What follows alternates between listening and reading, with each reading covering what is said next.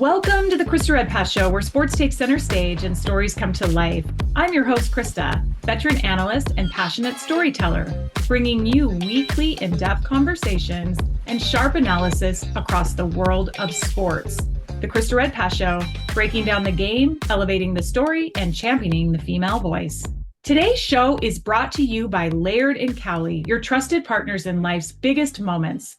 Just like in sports, the right team makes all the difference. At Laird and Cowley, their experienced Montana attorneys bring collaboration, integrity, and strategy to every case, guiding you through life's legal challenges with confidence and care. With offices in Missoula and Helena, they're proud to serve clients across the Mountain West. Learn more at lairdcowley.com or call 406-541-7400. This week on the Krista Redpath Show, we're taking our Big Sky tour to Pocatello, Idaho, home of the Idaho State Bengals and longtime head coach Seton Sobolewski, who's now entering his 18th season leading the program. Since taking the reins in 2008, Sobolewski has built one of the most consistent and respected teams in the Big Sky, earning 3 Coach of the Year honors, producing dozens of all-conference standouts, and guiding the Bengals to 2 Big Sky championships and NCAA tournament appearances, first in 2012 and again in 2021. Under his leadership, Idaho State has become known for its toughness, discipline, and defense, a program that always seems to find a way to compete with heart and grit. We'll talk about the journey, the culture he's built, and what's ahead for the Bengals this season, right here around the Big Sky and women's hoops on the Krista Redpath Show. I am so excited to welcome in the head coach for Idaho State, Seton Sobolewski. Welcome, Seton. Hi, Krista. Thank you for having me. You know, you are entering your 18th season, which is really rare in college basketball. You know, what has anchored you at Idaho State for all these years? Yeah, I feel very fortunate and blessed that I've gotten to stay here for so long and in a great situation. In Pocatello, even before me, you talk about John Newley and Artie McAnally, there's always been tremendous support for women's basketball at Idaho State. And so to be able to stay here that long has been fantastic. And it's great. I love being in the college town. I love the Mountain West. That's where my heart is at, growing up in Arizona and growing up around the Big Sky. And then it's just been a fantastic place to raise my kids, my daughters. It's just a very safe community. We get outside. We do a lot as a family. We're skiing and hiking and camping, and we just love the outdoors. And it's just been a very safe, affordable place to raise my family. And I feel very lucky that I've had some administrative support over the years with, Jeff Tingey and then Pauline Theros. And I think they've always taken really good care of us. It was just really great to sit down with Pauline last year at the tournament. And I've met her before in passing, but to really sit down with her and understand her commitment to women's basketball, it was really neat to see. And she's certainly a leader in the Big Sky Conference. She is. And she's just very supportive. And she was a very successful coach in her own right with volleyball. Yes. She won multiple state championships in Idaho in volleyball in high school. And she was a great athlete herself. And so I think there's just a lot she understands that can relate to with coaches, because she was a coach and she was an athlete. Pauline has just been very supportive. I have not gotten no much from Pauline. Things that we've needed, things that we've wanted to do. I might have gotten a little bit of, okay, how are you going to make this work? But we haven't gotten a lot of no's over the years. So over 56,000 people in the city of Pocatello, nestled in beautiful country. When you look at all the different ways that you can recreate, lots of trails, outdoor access, how does that community intertwine with Idaho State? Yeah, we're the only show in town. We don't have any close sports to us, pro sports, I should say. You have the Utah Jazz, and it's funny to see how many season ticket holders live in Pocatello and drive down 2 hours of Salt Lake. But all the sporting events here get really good support.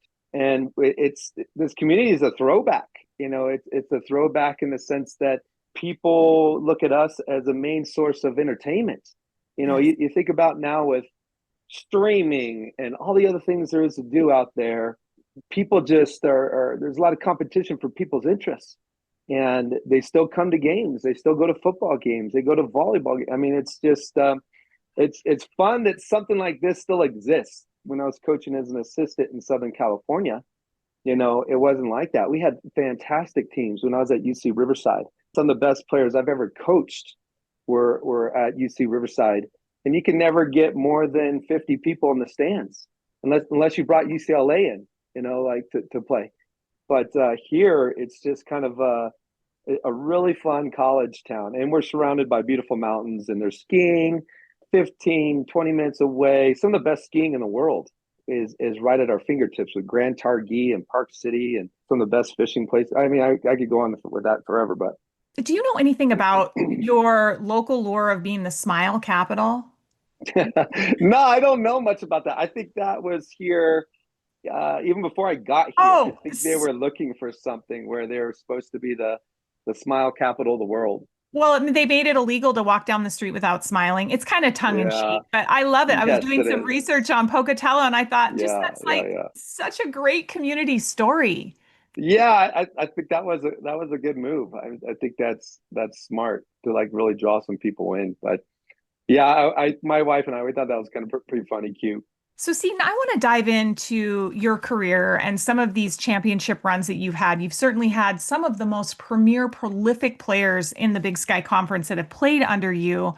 I look back at Mhm, that 2011, 2012 year. That was before I mhm. was calling games. When you would come to Yeah. town, I would maybe catch glimpses of games here and there. But in your fourth year, you managed to build this phenomenal team. Your record was 24-8, but a few of these key players, Ashley Vella, Chelsea Pickering, Lindsay Reed, Mhm, Kayla Oakes, mhm, Sydney Horton, all these are familiar names for you. Getting a chance to host a tournament for the Big Sky Conference and play in Reed Gym in front of 2,200 fans. When you talk mhm. about fan environment and excitement around Idaho State, can you talk just a little bit about this year and what it meant to experience that type of Mhm. success? Yeah, it was definitely it took us a while to build it the first 3 years. Hmm. We weren't able to get the talent that the Grizz were getting, or some of the other teams in the conference, and we kind of took the approach of, and we still do that to this day, is like we have to recruit somebody, we have to bring somebody in here who's exceptional at something. You might not get the total package, okay, where they're just uberly talented in all these different areas, but we try to find someone who would be exceptional in the Big Sky Conference at something. And with Ashley Vella, it was toughness. Like when I recruited her out of Australia, one of the films that she sent me, she took 5 charges in one half of one game. And she was just tough. And she's a 17-year-old running around with all these 30-year-old women and 20-year-old women. And it's just like she was holding her own and she was finding a way to be competitive. Uh, Kayla Oakes had exceptional speed and athleticism. She was very fast, pretty much ambidextrous with both hands. Chelsea Pickering, I actually inherited from John Newley, and she was a really good basketball player, incredibly strong. 6 months after tearing her ACL, she broke the squat record in the weight room. That's so incredible because she was really plagued. I mean, she had concussion, hamstring. Yeah, It seems like she yeah, had a lot of like injuries, but she was granted that fifth year, yeah. which now seems crazy because we have some kids that are playing for 7 or 8. Yes, yeah. I mean, yeah, for her, and she was Big Sky tournament MVP Mhm. that year. And then you had Lindsay Reed, who was probably the closest to the person we had that was the total package. Like she was a great basketball player, high energy. She was tough. She was very, very tough. And she was a pretty good athlete. So it's just like she was one that we got that was like the total package that helped bring it all together. And then you had Sydney, who was just, the championship year, you had Sydney Horton and Jessa Jefferson, and they took turns starting at our 5 position, and the two of them together averaged a double double when you put them together. And so with Sydney with Jessa combining them, gave us some pretty good production. And yeah, we definitely built it with toughness and defense. which is really different this day and age. They want to see scoring. They don't want to see the defense anymore, even though we still try to play defense. But we just finally got to a place where you had Chelsea is in her 5th year. Everybody's older. Now we can compete with Montana and Portland State at the time. Montana State had a pretty good team that year as well. And then Northern Colorado with Deshara Strange. Yes. Northern Colorado was very good then. And so we finally put together a team that compete with those guys. And we did it. We made enough shots. And I think we scored, it was like 45-43 in the championship game. And it was fun. And I'll tell you what, I used to talk with the former Montana coach about this. People who have never got to host a conference tournament don't get it. They want to play in Vegas. They want to play at a neutral site. They want all the teams to go. But when you can host a conference tournament and you can make it to the championship game, the atmosphere is amazing. And you're not going to get that at a neutral site tournament. I mean, I think it's great in Boise. I think there's really good support for it, but it's just a different experience, an amazing, special experience when you can host a conference tournament. It forever changes the community too. People say, hey, Krista, you had all those tournaments in Missoula. It's like, no, I didn't have them. We actually had to earn them by winning the regular season. But I also feel like that host, you want to send your best team to the NCAA tournament. We're a one bid league, except for, 1 year back when Trisha Bader Binford was playing for Boise State. We had an at-large. That was the only other time we've had that, where we had I didn't even know that. go. Yeah. Back when Boise in the Big Sky, yeah. Yeah, so but we're a one bid league. So I do feel like that host really did, if you made the top 1 or 2, you only had to win 2 games, but you still had to win them. But I do love that analogy of what that does for the community, because I know people really in Pocatello rallied around the team, and to be able to cut down a net in front of all of those fans. What was that like, Seton? Oh, it's just amazing. Goosebumps is the only way to describe it. Very emotional, very emotional. I remember coming out, even for like warm-ups, the coaches kind of come out for a little bit, then they go in the locker room, they come back out. Every time I walked out onto the floor, all 2,500 people stood up and clapped as I walked to the bench. And the game hasn't even started yet. And then you go back out, and then you come out and they do it again. And it's just like, who sees that? Whoever gets to experience something that amazing. It's just it's overwhelming. And there's still just some great pictures that float around and great memories for the community that are still here. I see those. I mean, behind me, some of these pictures came from that championship game in 2012, and you see people in the stands that aren't even with you anymore. Some great supporters and boosters, but it's so special to be able to see their faces. So Seton, in 2021, you had a very special group as well, and that was another really big run. And when we talk about the culmination of years of building and finding the right players to make a championship team, that's another example of all of these different facets and players that contributed to collectively win a championship. Can you talk a little bit about that 2021 year?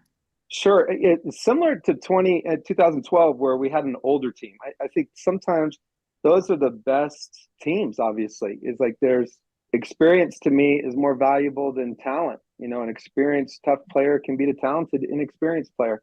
You look at Trish's team last year at Montana State. I did this funny little thing where I looked at all her older players, and I looked at how many games had they played up until the game we were getting ready to play them. And some of them had up to 130 and 150 Division I women's basketball games under their belt before we were getting ready to play them again. Think of Caitlin Martin.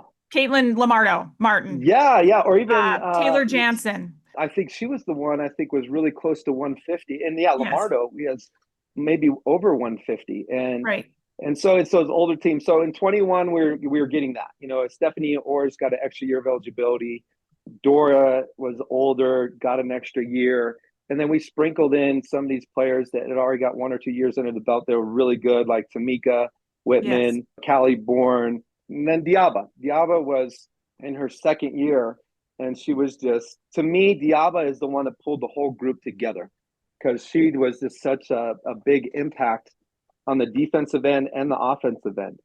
If I wanted to, I could have went high ball screen to Diaba every play down the floor, and we would have gotten something really good the whole year. And she would have scored, or she would have distributed, or she would have made plays constantly. Now, that wouldn't have been good for our team chemistry.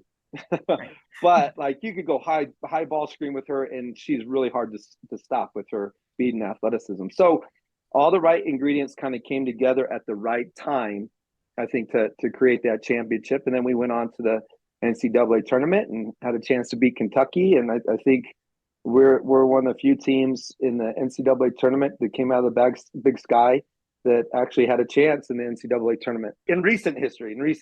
Well, such a tremendous game. I watched it and I actually got all involved and I was tweeting and posting things. I'm like, I'm not surprised because not only, first of all, I want to just give kudos to this team because I think it was one of the best teams that the Big Sky has ever produced. And I don't say that lightly because I've seen a lot of teams, but you did have the offensive balance and you had multiple ways you could score, but defensively, you were tough. You always put tough players out on the floor. And that's what I also think really separated you when you're playing a team like Kentucky. You didn't give them an inch and you did not back down. No, you're right. You know, we put Diaba on Ryan, who ended up being the WNBA Rookie of the Year the following year. And she was one of the leaders in the nation in scoring. And just space guarded her. And to hold a really good player like that to 16 points is really good, especially when you're averaging right around 24, 25. And then you had some other really tough players like Tamika Whitman, who a year later was, I think, co-defensive player of the year in the Big Sky. You know, Tamika was just an ultimate winner. Like, not a lot of people know this, that Tamika in high school won a national championship.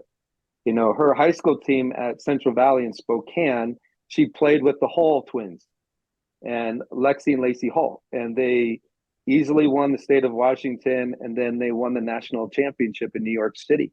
And so Tamika knew how to win, and she was a winner. And then even when she, you know, transferred from here, they won a championship in Southern Utah, and she was first team all conference, and she led them. And she was just a tremendous player. So some other players that we on that team, Steffi Orrs, Ellie Smith, Montana Ultergy, Delaney Moore, Carson Boswell, Jordan Sweeney. It just seems like you kind of went down the list and you had contributors in many different ways. That was just a really special year. Yeah, you know, you're right. And we had good depth. You have to have some of that. You know, you've got to be able to have at least your 8 or 9 pretty good players. And it's nice, you know, if you only play with one low post, that you at least have one good sub. You know, Delaney and Ellie were just very evenly matched amongst themselves, you know. So like in practice, it was a lot of back and forth. So I used to alternate starting them. Delaney had some great games, and then Ellie had some great games. Ellie played pretty good against Kentucky. And then the Steffi was just a very special shooter scorer. You know, her shooting touch on the ball and her feel for basketball is just amazing. And then Montana Ultrogi was like another starter. You know, you didn't lose anything when you subbed your first 2 or 3 people. And Montana was just a really hard matchup. Like, she could go inside and out, and she had this beautiful shooting touch, and she can shoot it from deep. And yeah, it's just, we had all the right ingredients back then. And I am definitely a person that gives people their credit. You know, like Robin Selvig is hands down the best coach the Big Sky's ever seen. And Trish is one of the greatest coaches we've ever seen in the Big Sky. And she just had an amazing year. You know, I'm definitely someone that gives people their credit, but I would say that I agree with you that 21 team was one of the best that we've seen in the last, I don't know, 15 years. It was such an interesting time, right? Because we were coming out of COVID. So it was kind of an interesting conference schedule that year where you would host the team and play them twice. What did you think about that? What was that like to have the same school and play them twice? Did you like that format?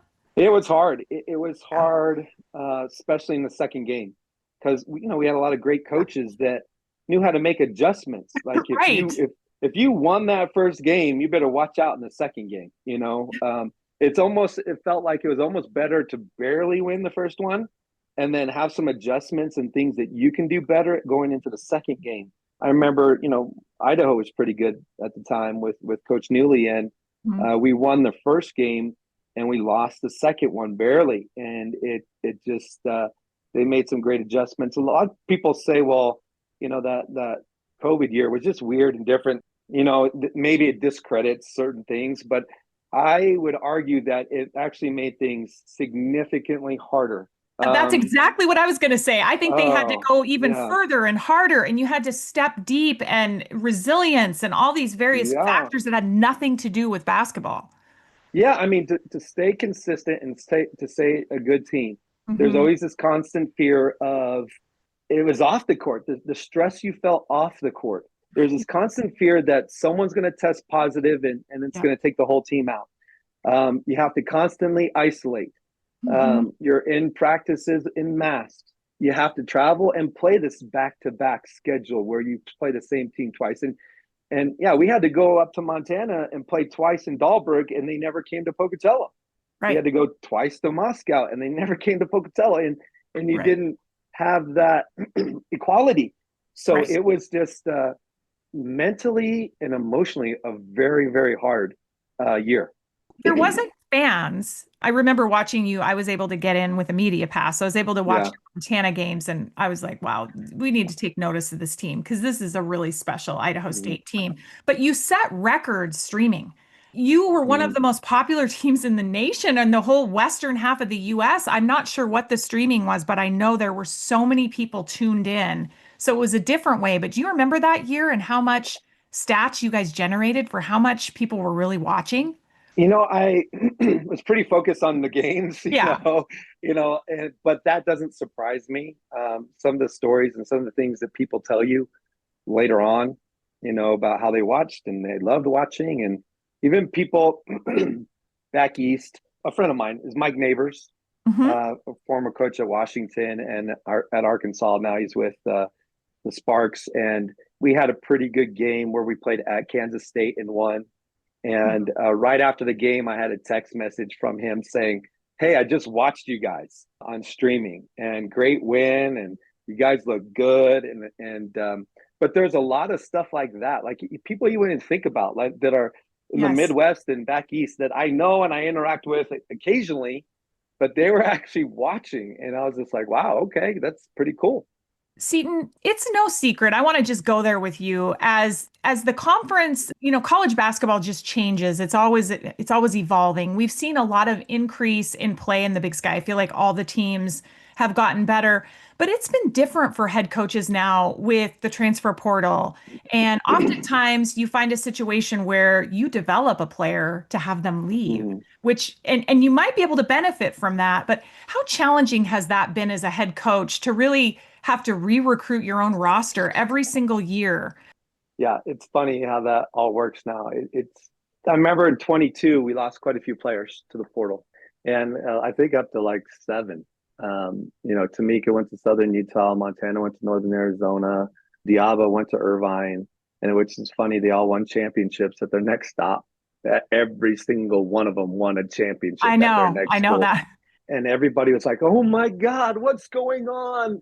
It's an exodus. It isn't always basketball that leads these kids to transfer. Absolutely. Or it could be an academic reason. There's just so much more to it. Yeah, no, I have great relationships with all those people who left. Tamika almost came back. And, we saw Diaba when we were in Paris recently last summer.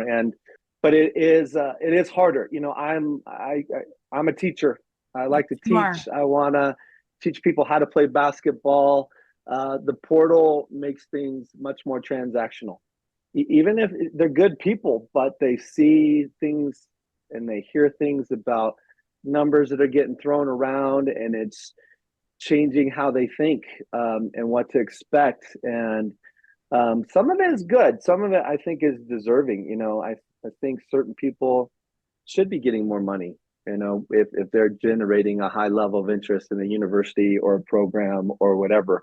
But across the board, it makes it hard. And so we're still navigating some of that. We're trying to figure out, okay, what's our formula here? Are we going to go portal? Are we going to go JC? Are we going to go freshman? we're getting some of the best freshman recruits we've ever had at Idaho State. We've got a group, and I can't talk about it because they haven't signed yet, but we have a group coming in next year that's really good. Tall shooters that can really play. But you do worry about, can we hang on to them? Can Right. you, once you get them good, do they leave? Do we find ways of keeping them here? I Yes. think we've got some really good players now, especially out of our three freshmen who are really good. And you might not see it all in their first year, but we've got three really talented freshmen, and we've got to find a way to make sure we retain them. That's a perfect segue into talking about this year and this team. I look at the conference and I really think that you are going to be in the mix again this year. Last year you Mhm. finished 8-10 in conference, but three of those losses came in overtime. Okay. And you were Mhm. really making a late season surge. And I'm telling you, injuries just change the trajectory of Mhm. teams. And I feel like, Seton, you have been gutted by them with the most Mhm. crazy circumstances where things will happen and it really takes the wind out of your sail. But I feel like I don't want to say you guys are the dark horses because I feel like you're Mhm. actually, I picked you to finish at the top of the conference, but you're returning four Mhm. starters from last Mhm. year. And I think Tasia Jordan is one of the best players in the league. She was Yeah. one of my votes for the preseason team. She didn't get there, but that should be a target on her back to know she could be there. Casey Spink, Atasia Jordan, and then you have the Piper Carlson, the Sophia Cavellos. I mean, they all Mhm. made great strides last year, Seton. Yeah, yeah, and along with Elise Aby, Laurel, Yes, Montana girl. yes. That's she looks really good. Back to those 2012, 21, 22 championships. One of the key ingredients with all that too is staying healthy. We didn't have any major injuries. Yeah, Chelsea got hurt a little bit here and there in 12, but we had enough to kind of keep it together before she returned. And yeah, I think we do have a pretty good team this year.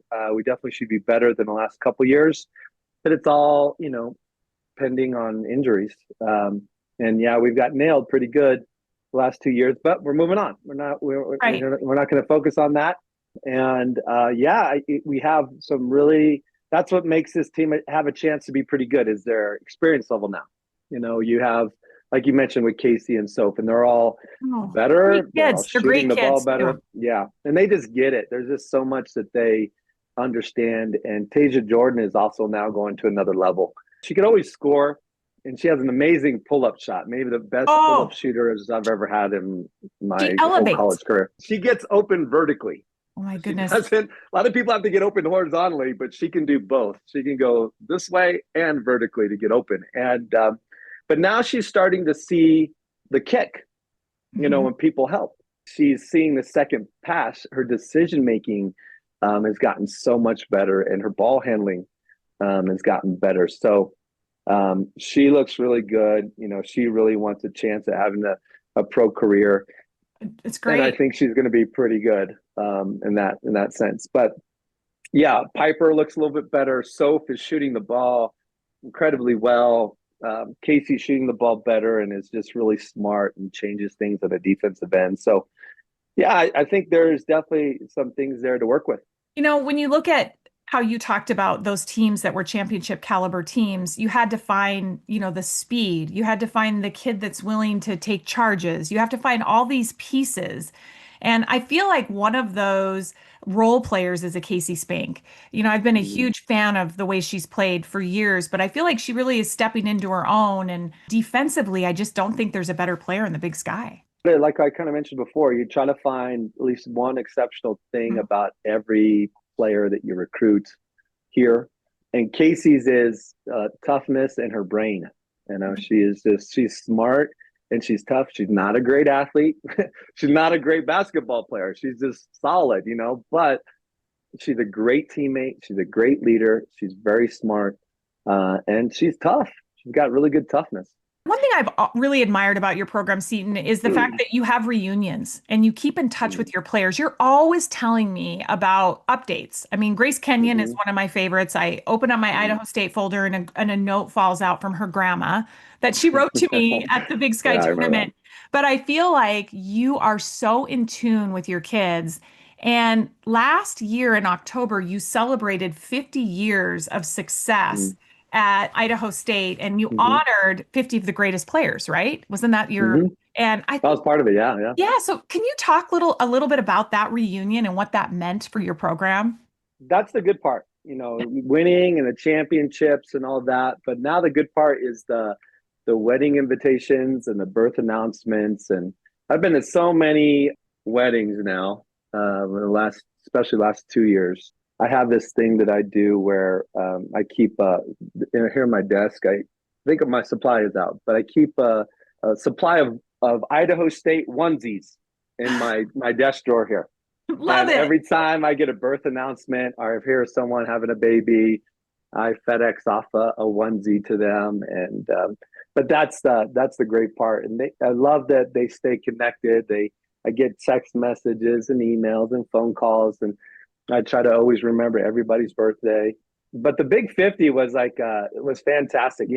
I've also enjoyed trying to stay in touch with the people I didn't coach.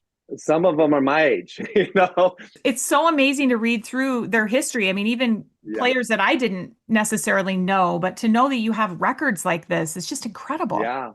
No, it's really cool. And then it's funny. There's some, pretty humble people in the community, and there's people that showed up for the Big 50, and I've known them for years. I was like, "You played women's basketball here too?" And she's like, "Yeah, I played in, 89, 90." I was like, "Wow, I didn't know that." But it was really fun. I have to give a lot of credit to Mark Liptak to help organize it and reach out to people.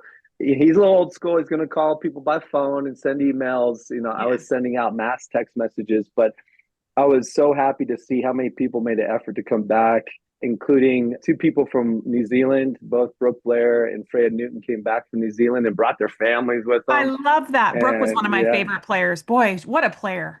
Oh, yo, she's great, and she's an amazing mom now. She just is always. I saw something on social media where she took her kids to the Lord of the Rings Hobbitville. It's like in New Zealand somewhere, and she took them there. But anyways, and then you had Wana Jakovica from Romania come back, and she brought her family with her, and it was just special to see her. And they bring gifts, and I get to meet their kids, and we did a good job of having get-togethers while they're here and recognizing them at the football game that weekend. And yeah, it was a special. 50 is a special thing, to be able to do that. I have to give another shout out. We kind of breezed through those championship years, and Sailor Grandin to me Mm-hmm. was such a prolific player for you. I'll never forget when she hit that game-winning shot against Northern Mm-hmm. Colorado. Northern Colorado, yeah, in Reno, yeah, Amazing. Yeah, the yeah. Reno years. And then she had that miracle comeback against Weber State the following Mm-hmm. year where she scored 28. I mean, Mm-hmm. just that tough. Like she was that tough player that really like to me exemplified Idaho State and the fact that you were in the scene for all the neutral site tournaments just based on Mm-hmm. your toughness. One other player that we haven't mentioned today is Callie Bourne, probably one of my favorites ever. Callie ended up with an unfortunate ACL Mm-hmm. tear at just a tough time. But can you talk just a little bit about Callie and her journey? Cali, kind of the same recruiting philosophy. This is where Ryan Johnson was working with us here at Idaho State, and he had some really good contacts in Australia, recruiting contacts. Even in Australia, it's hard to get the top players. You're not going to get the national team players, but he had Mhm. some really good coaching friends there that we kind of put it out. Hey, we're just interested in tough players, like Yeah. hardworking, tough players. Do you have someone who's under the radar, hardworking, and tough? And Callie has a sister, Izzy Bourne, that's on the national team. That's 6'2" guard, phenomenal player that played at Nebraska and is at the National Training Academy in Canberra, Australia. And Callie was not 6'2", not quite, in terms of what Izzy was, different type of player, different positions. But Callie got to be a part of the National Elite Training Academy in Australia, and she came highly recommended from a coaching friend in Australia, and loved her family. Well, I'll tell you another thing that made them special is they did not transfer. You know that you don't see that a lot. Right. It's funny a coach. I'm not going to give out too much information here, but there was a coach that was at a Power Four that said, "Name some Australians in the whole country that haven't transferred." And he could only say, Izzy and Callie born. And they both, because of that, they had tremendous careers. They're going to be Hall of Fame players.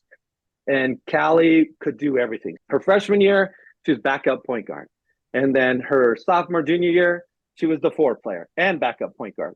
Then her senior year, she was starting point guard. And she could just do everything and had this willingness to do anything. She has such a great heart, sacrifice for the team. And even now, she's back in Australia playing a little pro basketball, training kids, and living a great life in Australia. That's great. I could just probably go down the list. There's so many of your players I feel like I've bonded with over the years and watched, and it's been an honor to watch their careers.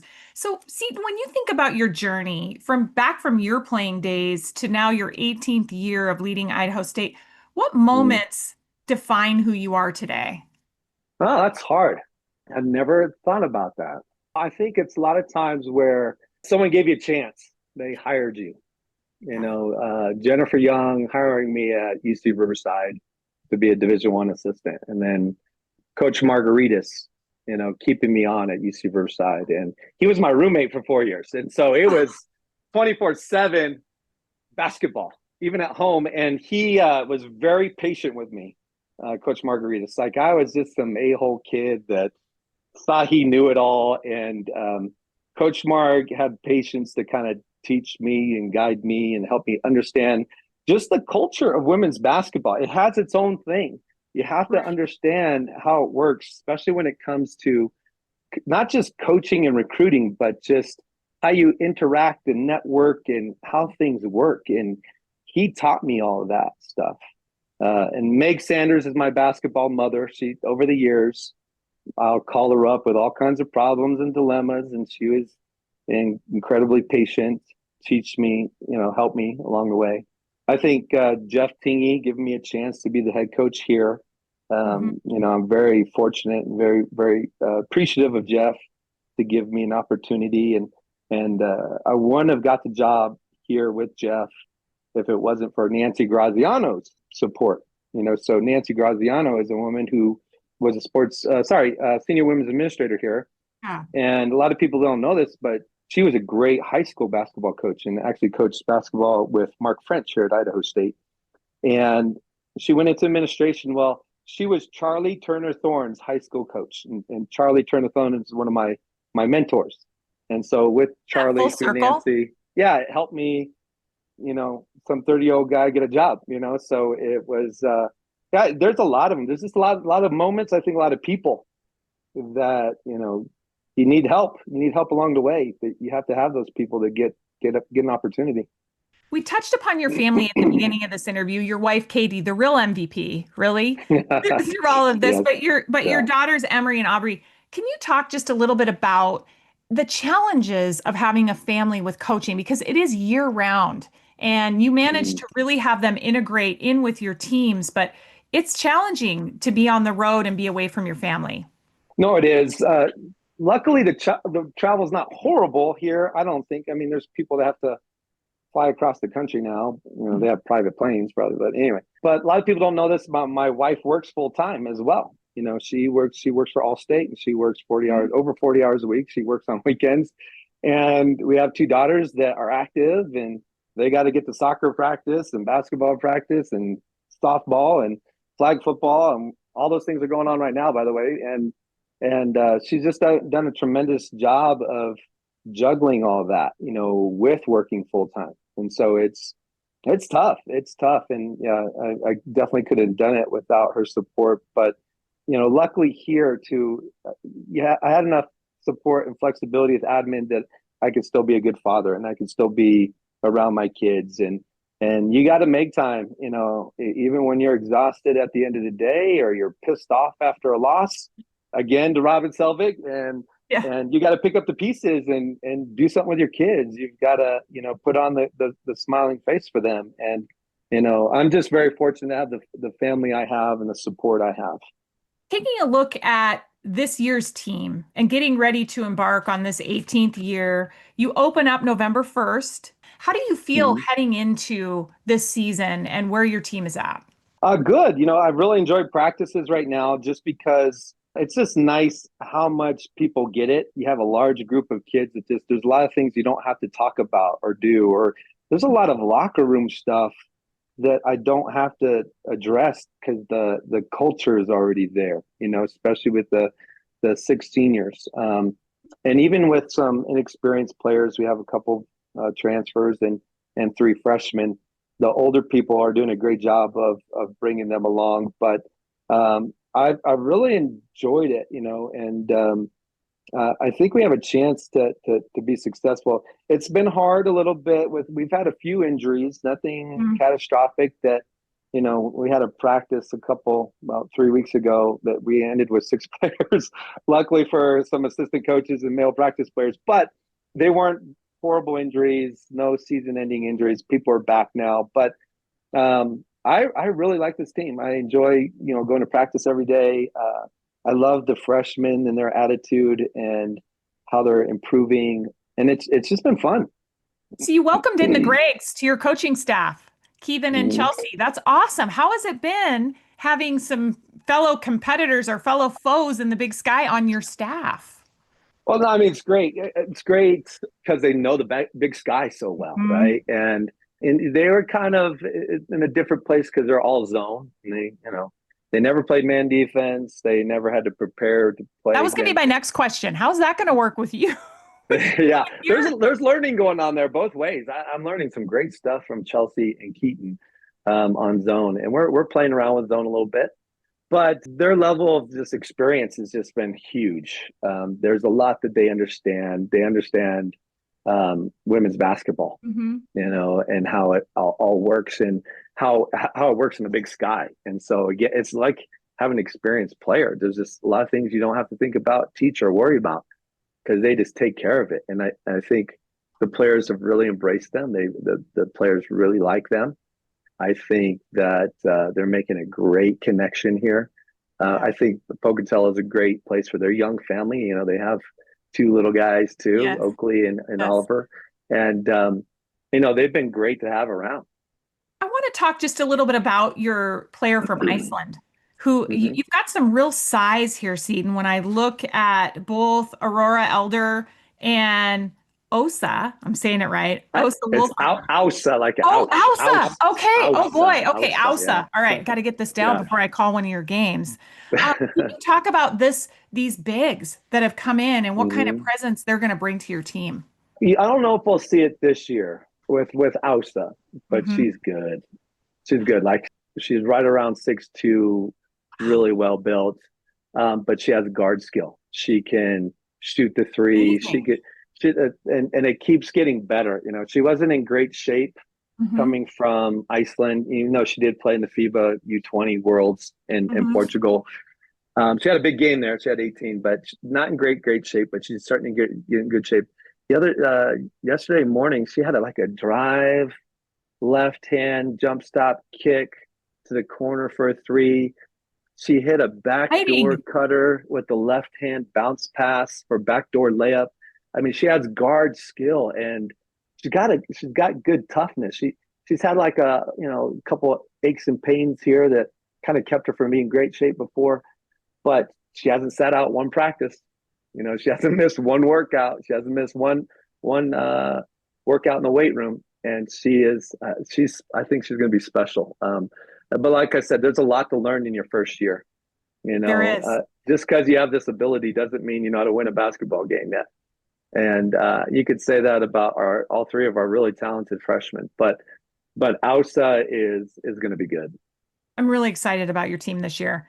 So looking around the Big Sky, Seton, we have some new coaching, some changes in the league. Definitely you and Trisha Binford are anchoring in the Big Sky with her entering her 21st year, you're entering your 18th. But now we've got Kristen Matteo and Jody Gleason that are in their 5th year and Gentile Jackson in their 3rd.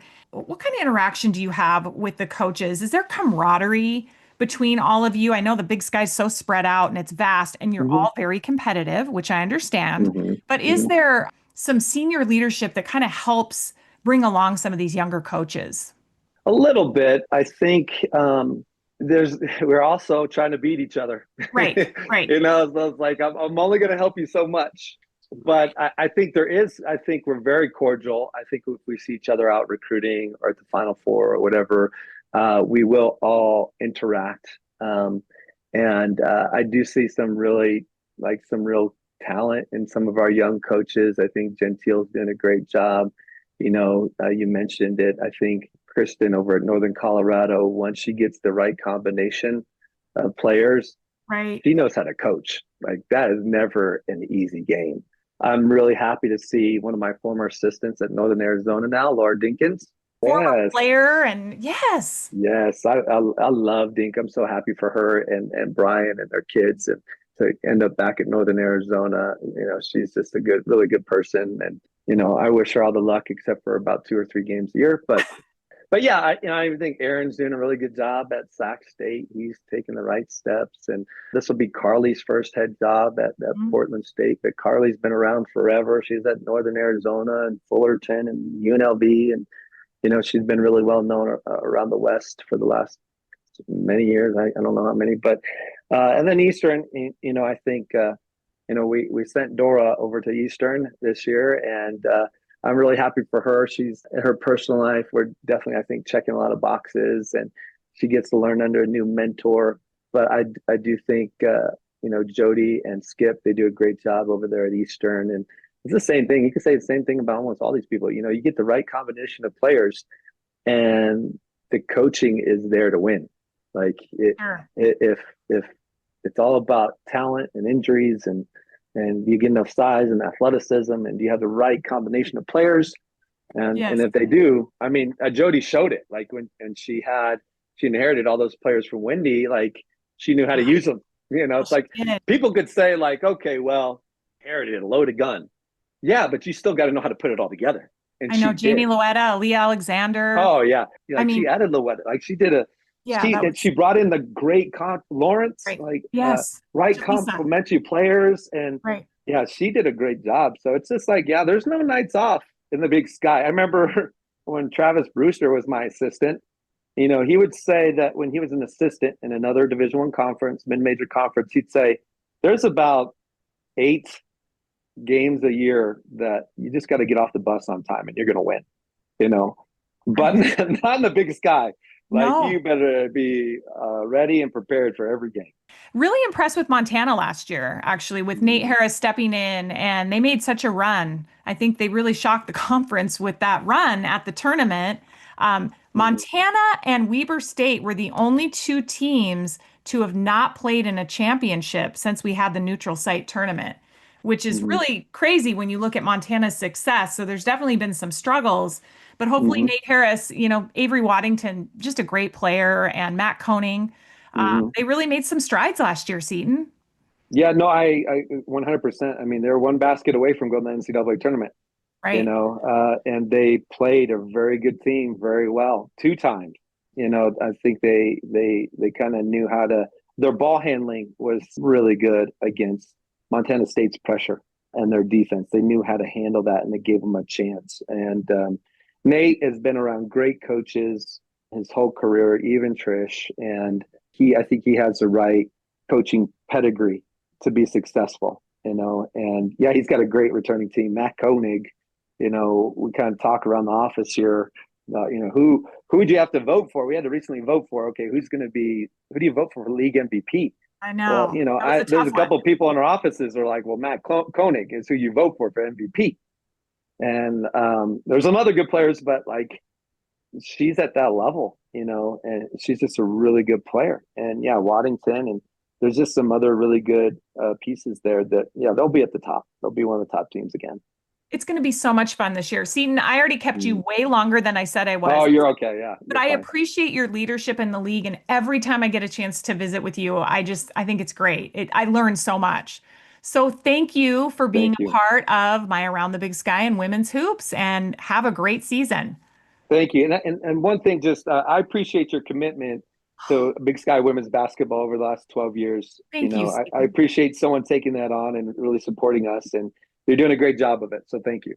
Well, I really appreciate that. I just love it, being a player in this league, but watching all of the growth for the programs.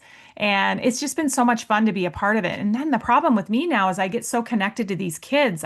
When they leave, I'm like, oh no, every What year. am I going to do now? Yeah. Yeah, but then as the next year comes, you just find the next new kids that are coming up with combined with the veteran leadership. So I absolutely love the Big Sky. It's been a lot of fun. Well, thank you. Thank you for Thanks, that. Seton.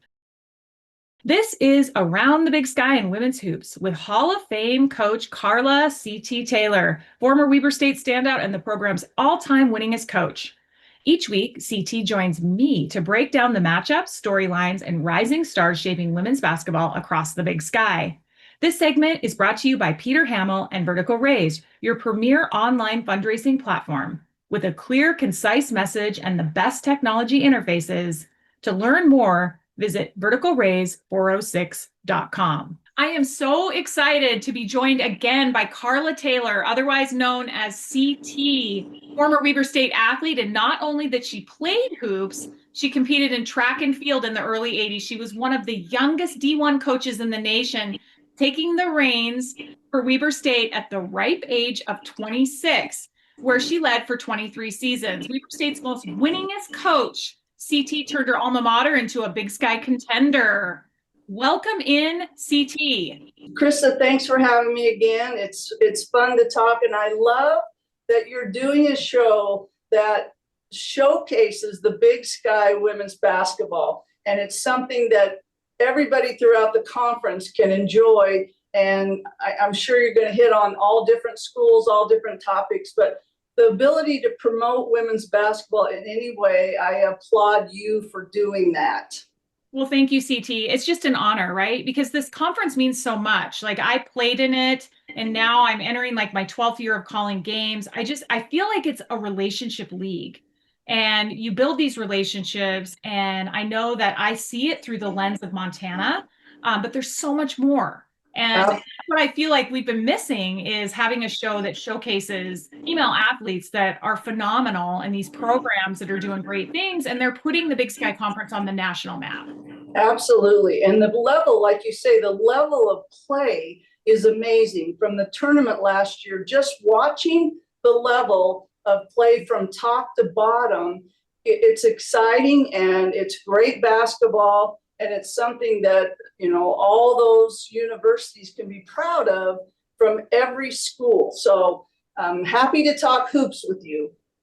All right, CT. Well, last week we touched on the preseason teams and players. I feel like we really brushed over your Hall of Fame nomination, and you're inducted into the 2025 with the 2025 class for Weber State. And I want to talk more about that. I love that you brought your shirt out that said roses are red, violets are blue. We are a university just like you. I mean, you were there from when Weber State was a college to a university. What was that honor like when you got that call?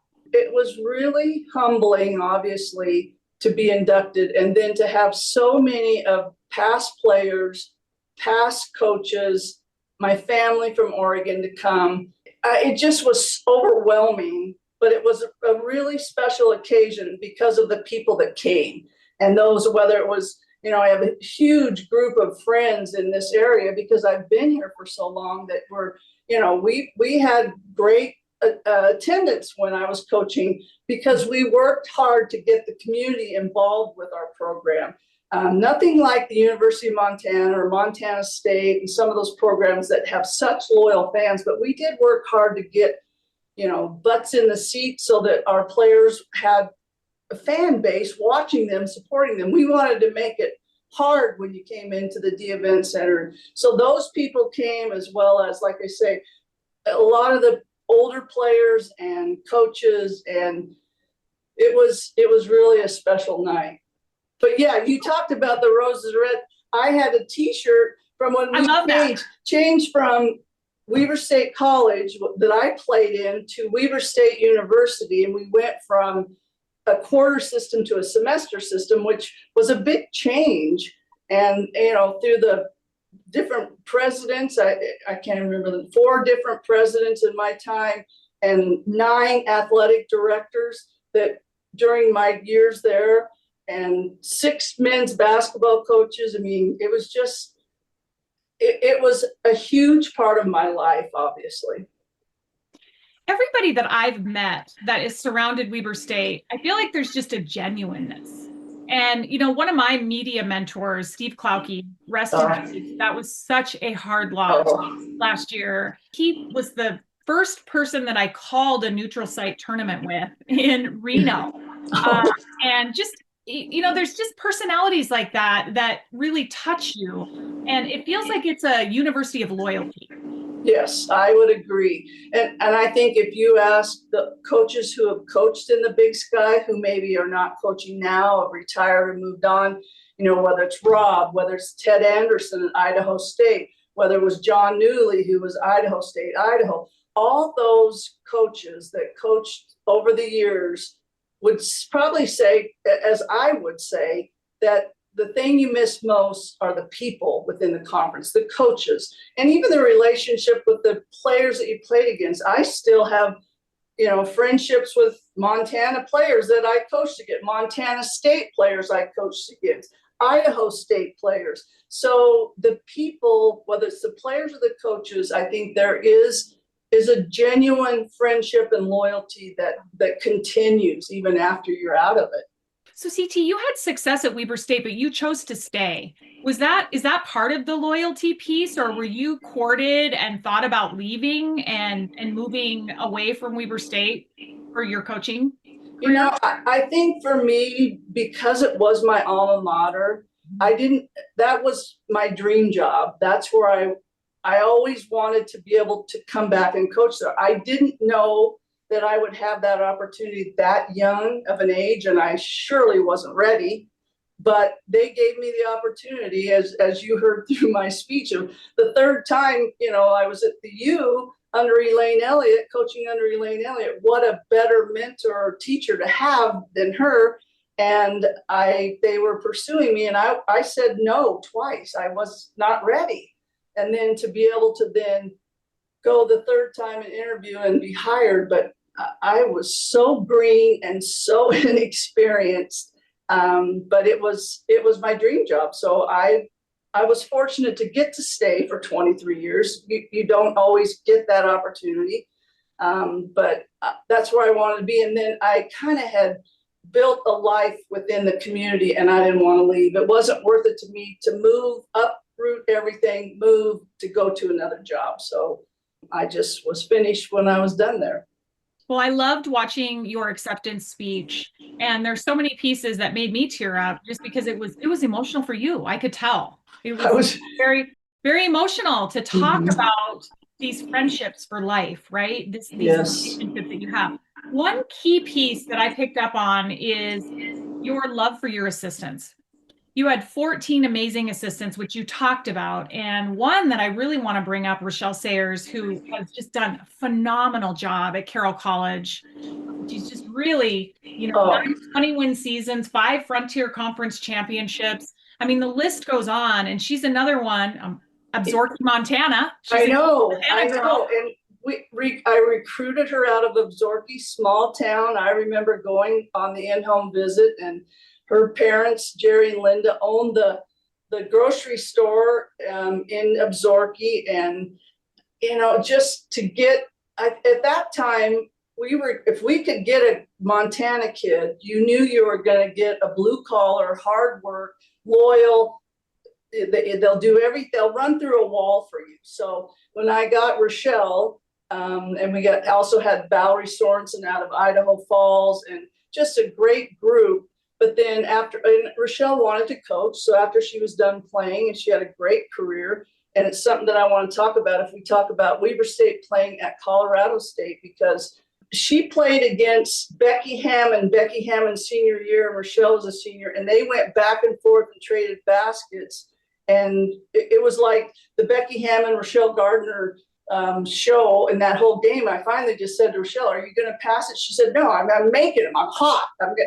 So just, you know, and then to get her and keep her for all those years. 14 years. Yes, she was. 14 years she's under you. She was an amazing recruiter. She has an incredible basketball mind, and she's done just an exceptional job at Carroll College. So I couldn't be more proud of what Rochelle has done, and was lucky to have her as well as all the other assistant coaches I had. And they become family to you. That's how it feels. You spend more time with them than you would ever spend with any spouse that you could ever have. So they become family, and really, really fortunate to have my assistant coaches and Rochelle for so long. So she's entering her 15th season. She actually opens up in Bozeman. Yes. Opens up with the Bobcats open up with Carroll at their Carroll. They just had a tough loss at Gonzaga, where our good old pal Taylor had 20 points. Taylor Smith, I saw that she was the player of the game, and Taylor Smith. And you wish him the best, and with the transfer portal, that's going to happen. We kind of talked about that last year. It's unfortunate, but when you lose a player like Taylor Smith, but she'll do well in Gonzaga's system, and wish her the best. Do you talk with Rochelle a lot? Do you give her tips? Does she ask you for advice on her teams and games and strategies? I'm so out of the X and O part of basketball. She'll call on her way to work when she's getting coffee. She'll call me probably once every 2 weeks and just check in. We chat, and she's so involved with her. The two boys now are playing football. So the brothers, the twins, are playing football, and Taylor's playing softball, and when I say Taylor, she named Taylor after me. So I was going to ask about that. So Keaton, Taylor, Reddick, and Riker. Right. It has to be after CT. Yes, they named Taylor after me, and she's playing softball for Carroll College. And then their oldest daughter, Keaton, she's doing, I don't know if it's an internship or what, but in pediatric medicine in Denver. So she's left the nest, and she was somebody who, when she was a young kid, would watch videos on dissecting stuff, and she was always into the medical aspect. It's like, where did that come from? Well, I am so proud to be joined by Carla CT Taylor, which I'll always call you CT. But for all of our listeners that are out there, I need to say Hall of Fame, Carla Taylor, aka CT. So CT, I want to talk a little bit about the coaching in the conference and go down the list of coaches and how many years they've been in the Big Sky. So Nate Harris at Montana is entering his first official year, took over last year mid-season, but this is his first year. Laura Dinkins, who is a very familiar name. Absolutely. A standout for NAU, took over for Lori Payne. That's going to be a tough one. Anytime you take over a program and you find your own footing, I would say that Lori Payne really took NAU from the very bottom and had them competing for championships. They played in the last 3. Right. So Laura Dinkins definitely has some to build on at NAU. Then we have Arthur Morera, who's entering his second season, and we talked about him last week, and just doing great things. Absolutely. He surprised everybody. Coach Aaron Koloff in his 3rd season for Sac State, Gentile Jackson in her 3rd season for Weber State, Jody Gleason, 5th year for Eastern Washington, Kristen Mateo in her 5th year for the University of Northern Colorado. And then we have our 2 veteran coaches, Seton Sobolewski, who's entering his 18th season, and Coach Trisha Binford, who is entering her 21st season. So we have kind of an eclectic mix, CT, of coaches in their careers. Can you tell us just about some of those challenges of a new coach in the Big Sky and coming into a program like the Big Sky? Taking Katie Burris at Portland State to start with, she was 4 years at UNLV in a very successful program. And even though they're new head coaches, they've been in programs that have been successful, but then you have to have your own philosophy and develop your offensive strategy, what's your defensive philosophy going to be. And it takes a little time, but I think Portland State hired an experienced, even though she's not a head coach, she's got a lot of experience. And with Laura Dinkins, she was 2 years at Grand Canyon, and they were successful. Obviously, I remember coaching against her. I mean, and 2003, or I think it was 2003 to 2005 or 7. But I remember her as a player, and she was a great player in the Big Sky. And then, then you have and Jody, even Jody at Eastern Washington, she had so much experience at Seattle U before she came to Eastern Washington. So some of them, it's a pretty easy transition. Obviously, Seton's been at Idaho State for years and years, and he now has assistant coaches, Chelsea Gregg and Keithan Gregg, who were Portland State head coaches last year, who know the conference. So Seton's added some associate head coaches to his staff. And Ryan Johnson, who was his longtime assistant, is up, under Coach Binford, and Dora Golish, who was his player and assistant, is now at Eastern Washington. Right. Nate Harris. I didn't realize Nate had been at Montana State with Trish Binford. I didn't know that until we were talking about it last year at the tournament. So it's interesting. Nate is from Ronan.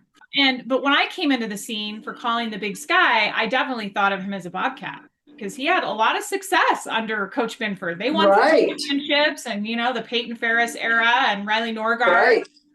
There were definitely some players, and so it was interesting to see him now leading Montana, and he is Grizz through and through.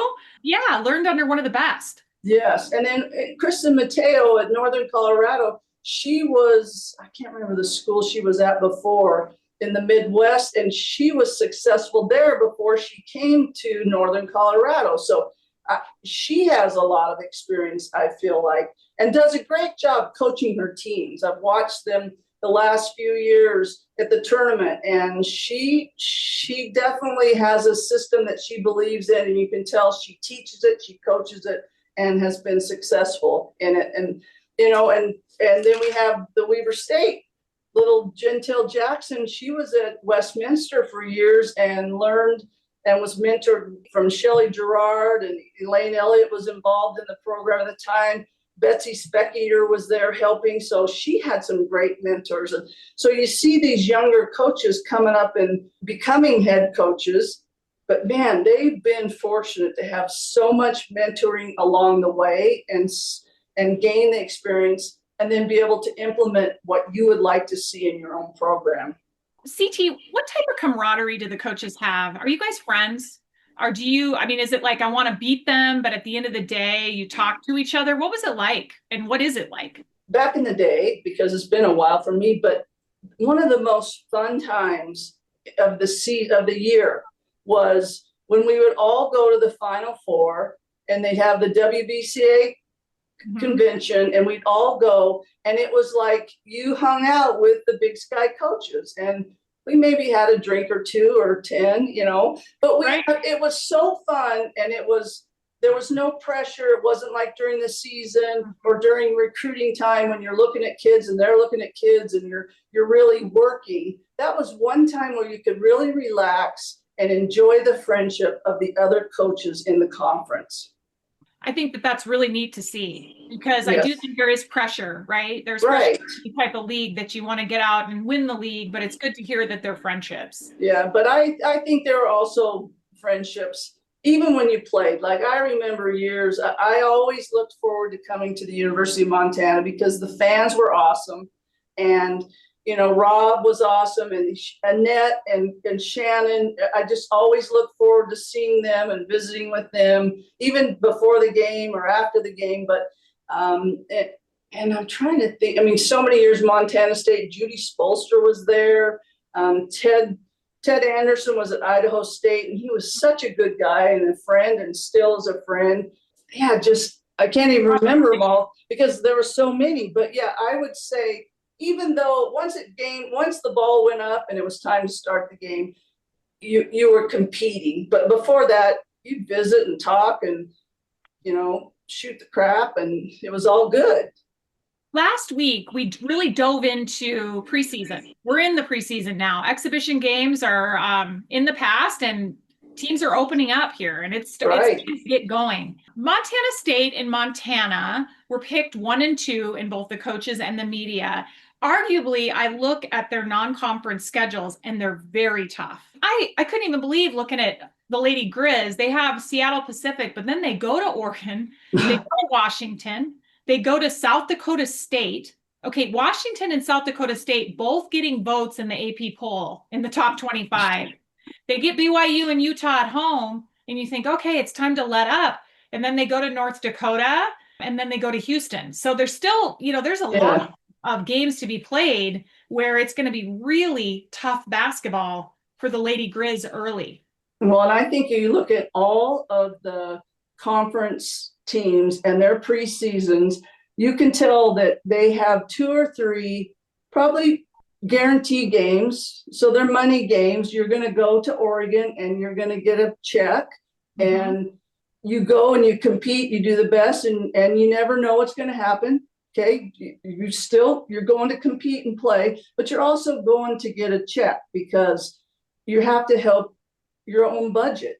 And you see that with everybody. They might have 1 or 2. I was looking at the 2 days of, for Montana State, they have Carroll coming to their place, but Carroll's getting a paycheck for that one. But Montana State gets a home game to start with to gain some confidence, work out the kinks.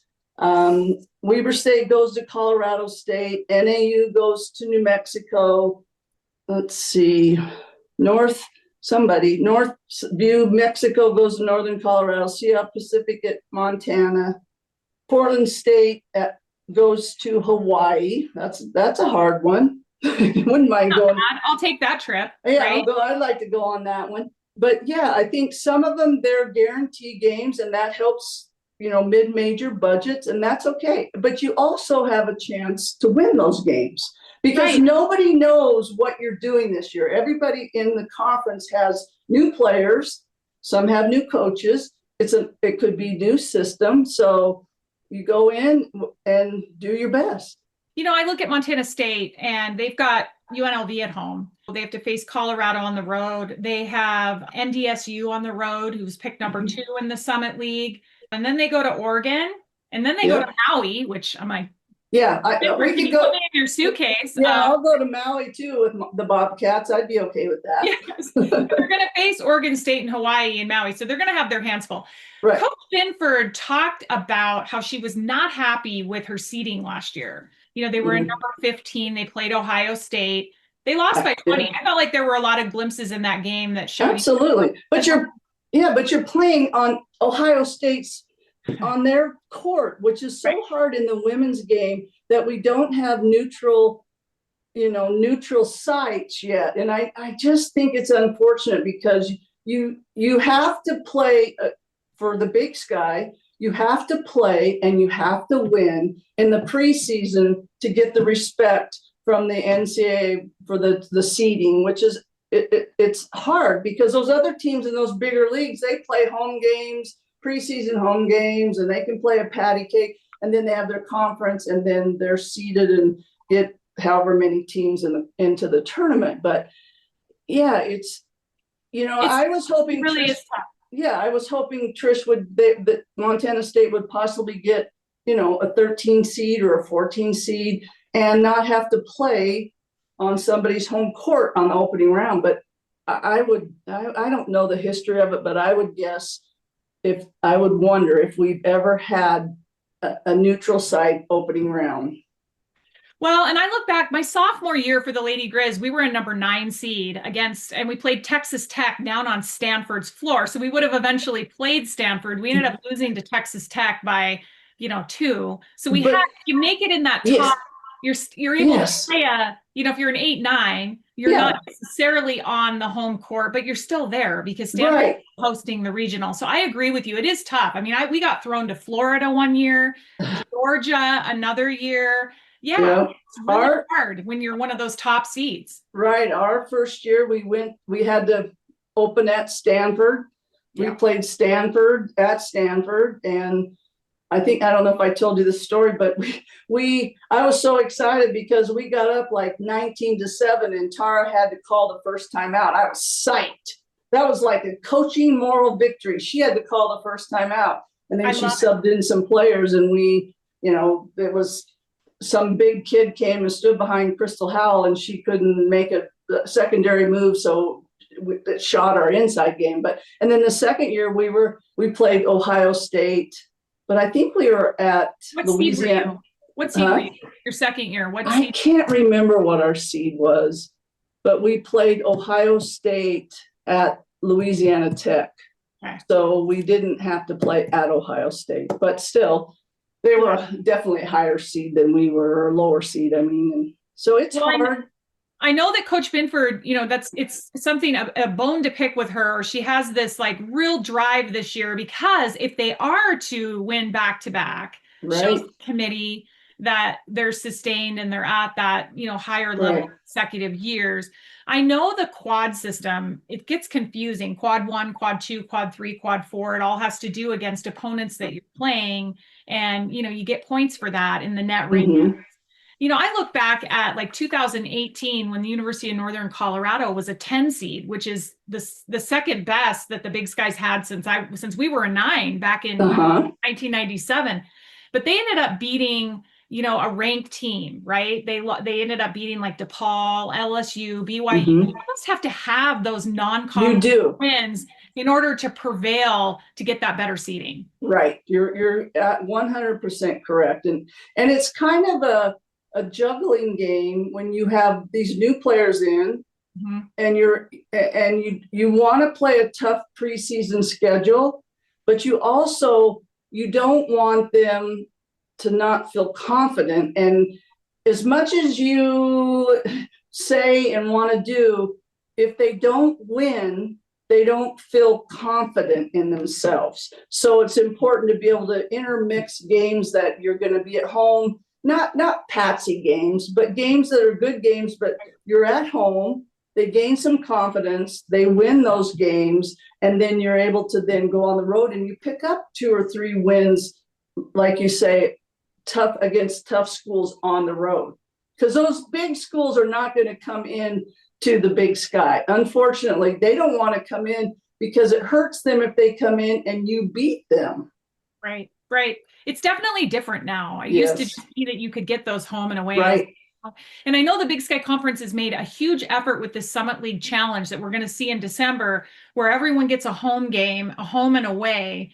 And I feel like that has benefited. It's still hard for the men to get any type of home games. I think the women still get them. I mean, we're seeing, Utah coming into Montana, UNLV coming into Montana State. You'll still get them, but they aren't like getting a Tennessee in, which what was happening back in my years of playing. You just don't see that anymore. Well, Pat, back in those days, Pat Summitt wasn't afraid to come to Montana and play. And she loved it, like all the rest of us loved it, because you had a crowd of how many thousand people in the stands. And I think same thing when Tara Vanderveer was coaching at Stanford. She would go away and play, do a home and away, home there one year and then away the next at your place. They would do a home and away. But now with all the money in those bigger leagues, they just pay to bring schools in and play home games. And it's really all about money, unfortunately. It really is. CT, I think about my senior year, I was committed to play for Robin from Great Falls. And I came over to Missoula to watch the Tennessee game with my high school coach, Kathleen McLaughlin Howard. Oh my gosh. Kathleen was your high school coach? My high school coach, yes. I played actually for Roger Hattler, whose son Scott Hattler played for Montana State. And then I played for Kathleen Howard. So it's like I played 2 Bobcats and I ended up in Missoula. I came over to the game with my dad and Kathleen, and I'm looking around. It's a sold out environment in Dahlberg. The Lady Girls played Tennessee to just 1 basket. I mean, it was crazy. And I'm thinking, oh gosh, I'm going to play here. This is wild. Yeah. But do you have some Kathleen McLaughlin Howard memories? I remember playing at Montana State. Yes. Big, tall post player. Absolutely. Redhead, big redhead. Yes. She was a force. Yeah, definitely. I wonder if she played the same time Steph Spencer played. I think Steph was a little bit younger than her. I think they might have overlapped. She's another one. Boy, I looked up to her so much. Sam Fless and Spencer, those were players. Oh, those years, those Bobcats. I think they had a reunion or something because I saw it on social media and it's just so funny to see them all and remember them as players. It's cool. I think it's really cool. It really is. Like, I really love to follow, a lot of their kids now. I mean, that's the great thing about social media, right? You're able to stay Yeah. connected to all of these friends and watch their Yes. grow. Yeah. And then you see players that have the daughters that then play at that school, or they go to another school and you're like, whoa, wait a minute.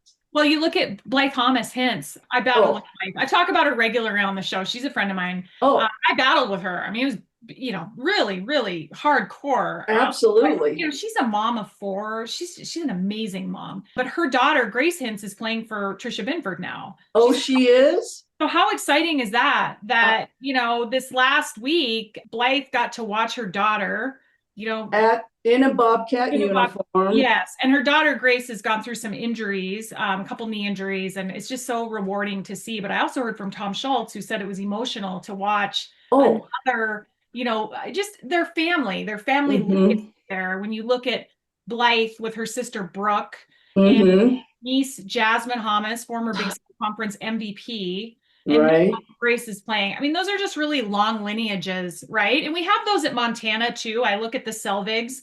Mhm. Jordan Sullivan is going to come in coaching for Utah. Yes. He gets to, coach. Rob's niece, right? Yes, Rob's niece on her uncle's floor. Yes. And so that's, and then also you look at mother-daughter. I mean, we're getting to a point now where you're seeing that, right? Yes. Yes. And there's so many of them. And when you talk about Blythe, I mean, you two had to have really, Rob's calling in. Rob doesn't know that we're on a call. Robin's calling me. Selvig right now? Oh Yeah. my gosh, this is hilarious. He's probably, he can't be listening. No, he's not listening, but I love that he's calling. He listens to our show, so he probably heard you last week too. Oh, well, that's so funny because he was called. That was him on the phone. You can take it if you want. No, I'll call him back. But great. Just the Judy Spolstra era at Montana State. Before she left and then went to Oregon State. Man, what a job Judy did, and even Artie, who was my assistant here at Weber State, and then Idaho State's looking for a head coach, and they're talking to me about somebody, and I said, well, why are you looking at them? I have somebody here that is perfectly ready. You should look at Artie. And then I lose Artie to Idaho State and have to play against her. But I just saw Artie a couple of weeks ago, went to Colorado Springs and visiting, and she had some great players at Idaho State. Yeah, there's just so many. The familiarity is great, right? All of these names and these relationships. I mean, I love it. Rob's giving you a call right now. It just shows. I mean, I don't go through a week where he doesn't, we don't communicate back and forth about, a show or he's such a huge advocate of going to the Big Sky Conference, and he comes in quietly to Dahlberg Arena, but he sits up high. So he's just away from, any of the attention, comes in, watches and leaves. It's not a big fanfare with. Yeah, I kind of did that at Weber State until they asked me then to come down and be the play-by-play color. And I was like, well, I don't really know what I'm doing, but I'll give it a shot. And it was like, okay, but don't turn the TV part on us. And they said, okay. So that lasted about half of the season. They said, okay, now we want to bring it down at halftime. So you have to dress up. And I was like, get on camera. Just do it up, CT. Oh, man. They're like, we want it first class. I said, okay, all right. I love that. So you're going to be getting rolling here with calling games. Yeah, next Saturday. Next Saturday. So what are you calling? Who does Weber? I think it's Westminster. Okay. So Westminster's coming up to play Weber State on Saturday at 2. Well, CT, it's just awesome to have you. We're kind of at the end today, but we didn't really cover a ton of Big Sky current, but we will dive into it as soon as all these teams start playing. We're going to have a lot to talk about. Right. And it's so much more. It's so fun once we get to see them play this week to talk about different players on each team. Right now, there's so much unknown. You can look on paper, but you don't know what that player is going to do or who's going to work into the lineup, who their starters are going to be. So this week will be exciting to watch and see all those teams play. Thank you, CT. I'll look forward to doing this again with you next week. Okay, I'll be here. Thanks as well to Seton Sobolewski, head coach for Idaho State, for the insight and for taking the time with me today. And thanks to all of you for listening. This week's episode of the Krista Redpath Show is brought to you by Laird & Cowley, your trusted partners in life's biggest moments. Learn more at lairdcowley.com or call 406-541-7400. Coming up next week, we're headed to Cheney, Washington to spotlight Eastern Washington head coach Jody Gleason, the 2024 Big Sky Coach of the Year, who led the Eagles to their first ever NCAA tournament. We'll break down her rise, her culture of toughness, and what's next for Eastern Washington women's hoops.